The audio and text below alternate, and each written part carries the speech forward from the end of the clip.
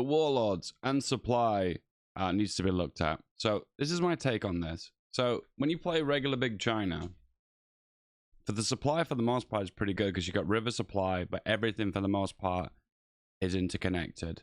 Let me just double check.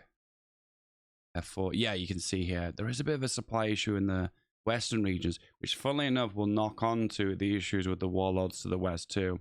So in summary, supply for the most part where you're going to be fighting is great. That's Japan. However, when it moves further eastward or southward or any of the warlords' land, supply just becomes a nightmare. This is probably working as designed because bad supply here will slow down the Japanese when you reach this specific point. However, when you play as the warlords, I can't remember the debug codes for this. Tag Guan C clique. You have situations with the supplier. So the eastern part is fantastic. You've got these ports, you've got supply depots, and you've got like an isolated capital, and then you've got a little port in the south. To be fair, Guanxi clique is probably one of the better ones. However, the west and the north is a bit stranded. And then we'll look at Yunnan, and for the most part, it's not too bad in the south and the east, but then the north becomes a problem. Now we become the real troublemakers. Zaibai, Sanma, and you've got one supply to the west. You're mainly going to be fighting in your eastern area of the world, area of your country, and wherever you're fighting, you're under low supply always. And then I think Shaanxi is the same, and Xinjiang. Just double check. But they do have one supply depot in the capital, but anyway, you're going to be fighting, you're going to be in low supply.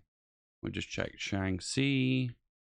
Yeah, it's pretty bad as well. So basically, you've got supply in your capital of the south, but nowhere else.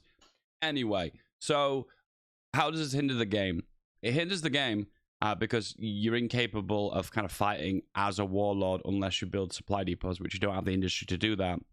And a lot of the time, if you want to play a warlord, which is kind of a fun alternative strategy, particularly if you want to kind of proclaim a rival government, become the big China, that's a really cool strategy. It's fun to do. But it's limited how you could do it based on the fact that the supply situation is really bad, particularly if you want to combat Japan or mainland China. The best example is when you play Zaibai Sanma, you kind of want to gobble your warlords next to you, which you can do, which is totally cool to do as well. The only issue is that you tend to find that you're not actually fighting battles. What you're trying to do is kind of wiggle around their front line and trying to find routes to their victory points. It kind of defeats the purpose in a way. It's like this weird open skirmish where you just kind of like snake into front lines and you're actively avoiding battles. I suppose the easy solution is the supply depots to the east and west, particularly in these regions. Maybe there should be a national spirit that reduces the costs, the supply depots significantly. Maybe top that off as well. You could reduce supply by a massive amount, by maybe 50%, something like that. And the reason why this is good game mechanic is therefore when you become an actual rival government or one of the final paths of the warlords, you lose these cool bonuses. So instead of just being disenfranchised by having these negative modifiers, you could top it off by having positive bonuses that you lose when you become big China.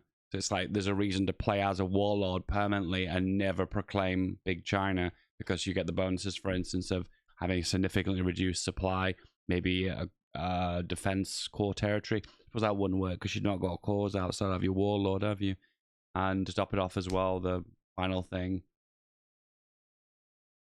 and the cost to reduce the supply depot by a huge amount.